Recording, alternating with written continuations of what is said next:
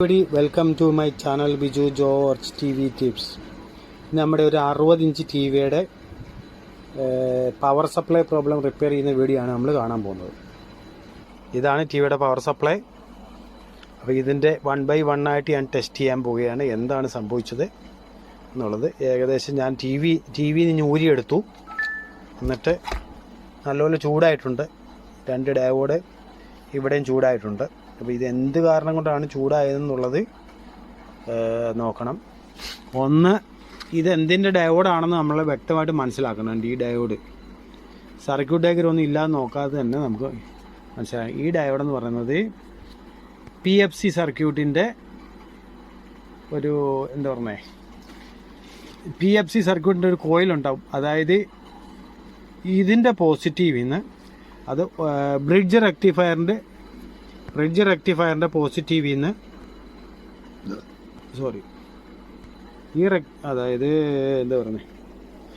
ഈ റെക്ടിഫയറിൻ്റെ പോസിറ്റീവിൽ നിന്ന് ഇവിടെ വരും. അതായത് ഇതിൻ്റെ പോസിറ്റീവും നെഗറ്റീവും തമ്മിൽ ഒരു കപ്പാസിറ്റർ ഇട്ട് ചെയ്തിട്ടുണ്ടാവും. അപ്പോൾ അത് ഒരു ചെറിയ DC ആവും. അത് കഴിഞ്ഞിട്ട് ഇതിൻ്റെ പോസിറ്റീവിൽ നിന്ന്, ഇതിൻ്റെ റെക്ടിഫയറിൻ്റെ പോസിറ്റീവിൽ നിന്ന് ഒരു ഡയോഡ് വന്നിട്ട് ഈ ഡയോഡ് സീരിയലിലാണ് ഇട്ടേക്കുന്നത്, സീരിയലായിട്ട്. ഓക്കെ, ഇതൊരു 5 ആമ്പിയറൊക്കെ ഉള്ള ഒരു ഡയോഡായിട്ട് നമുക്ക് യൂസ് ചെയ്യാം.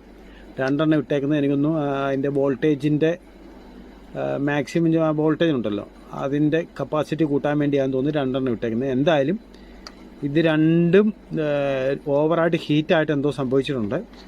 അത് കഴിഞ്ഞിട്ട് ഇത് ഹീറ്റായത് എന്തുകൊണ്ടാണെന്നുള്ളത് നമുക്ക് മനസ്സിലാക്കാം. ഇതിൻ്റെ സർക്യൂട്ട് ഡയഗ്രം ഞാൻ വേണമെന്ന് വരച്ച് കാണിച്ചു തരാം.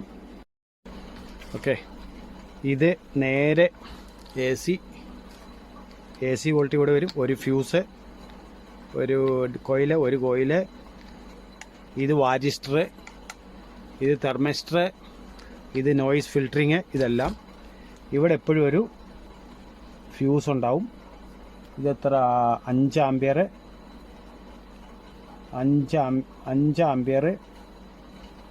220 വോൾട്ട് 250 വോൾട്ട്.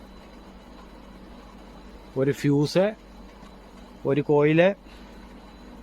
ഇത് രണ്ടും കോയിലാണ് കേട്ടോ. AC വോൾട്ട് ഇതിനകത്തൂടെ പാസ്സായിട്ടാണ് പോകുന്നത്. ഇതിനകത്തൂടെ രണ്ടും കൂടെ പാസ്സായിട്ട് പോകും.